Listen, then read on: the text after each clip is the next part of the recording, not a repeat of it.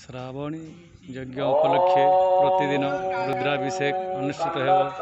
श्रावण शुक्ल पक्ष प्रतिपदा अगस्ट 17 रु 31 तारीख पर्यंत 2023 पर्यंत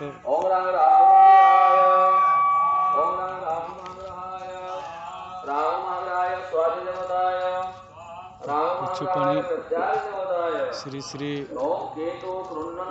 धवलेश्वर महादेव केछुपाणी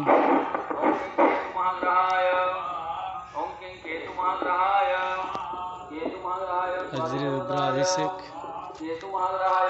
आरंभ 17 रु 31 तारीख पूर्णिमा 2023 पर्यंत क्रमागत भाव अनुष्ठित हो।